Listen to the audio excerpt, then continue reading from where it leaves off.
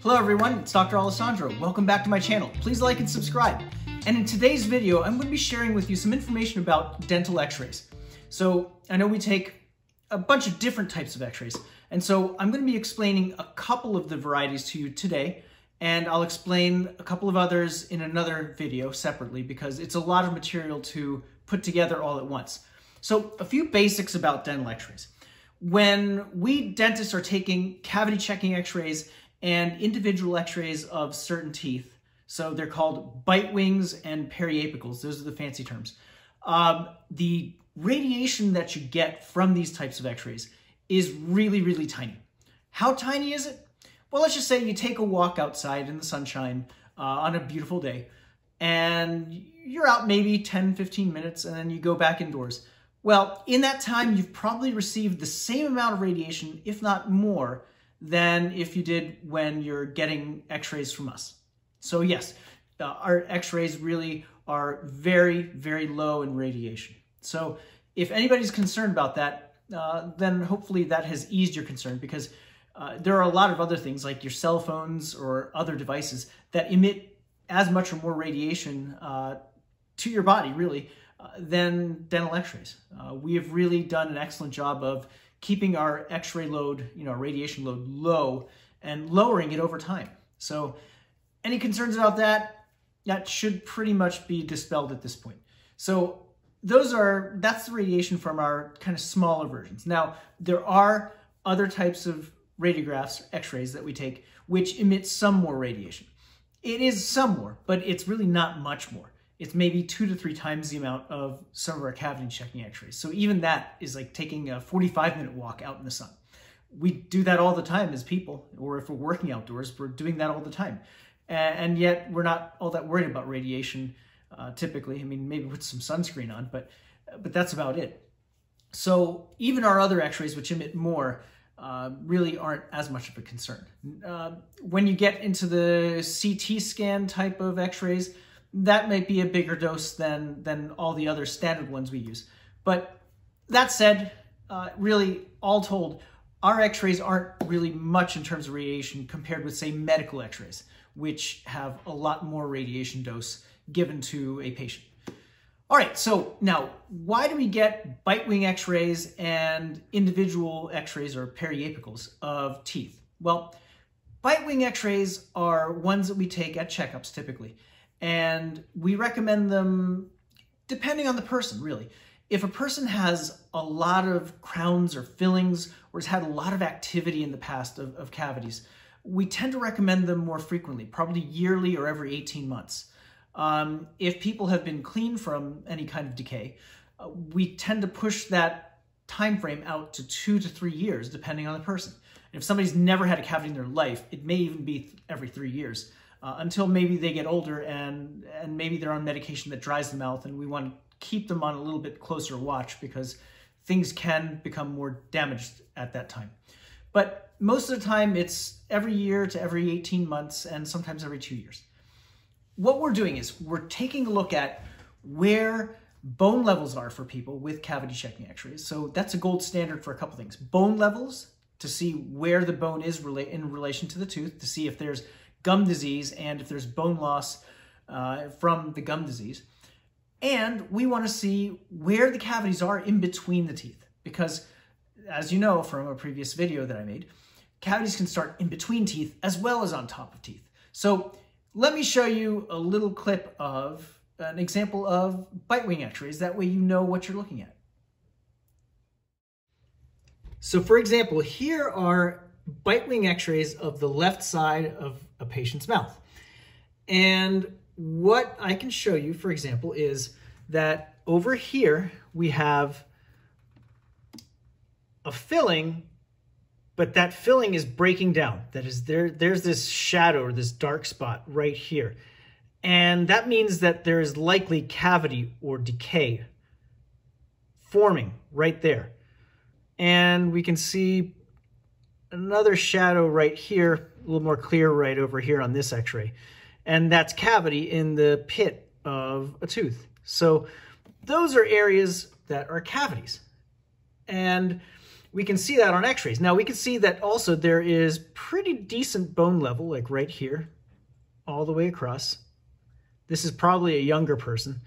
And even here, pretty decent bone level. So this is probably a younger person.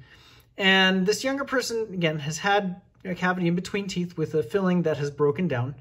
And so probably not flossing quite the best in the world, but if we can encourage more flossing, that would be great.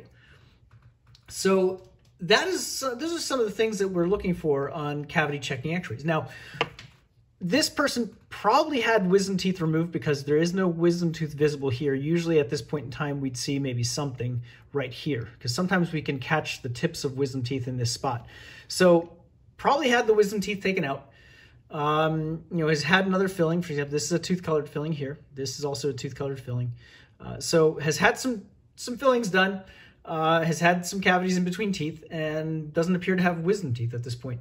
So those are the things that we're looking at as dentists. We're kind of taking a look, and we're looking for activity. For example, right here, there's a very, very tiny spot on this one right here. Okay, it's not through the enamel yet. So what I would do is I would watch it. That means that I'm not actually going to treat that with a filling.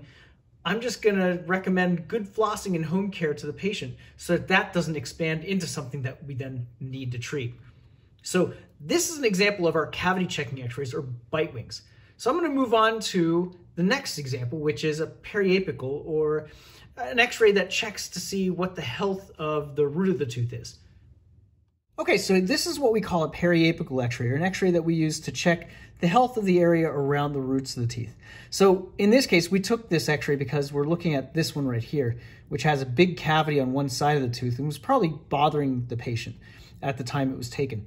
So we can see that, you're looking at the roots of the teeth. So all these 3 roots, and you can see the roots over here as well. And then you see this root right here, this nice little curve. So, we never know. Teeth look straight and everything in the mouth, and that's great. But that doesn't mean that the roots are straight all the time. As we can see here, it has a nice little, very delicate S-curve there.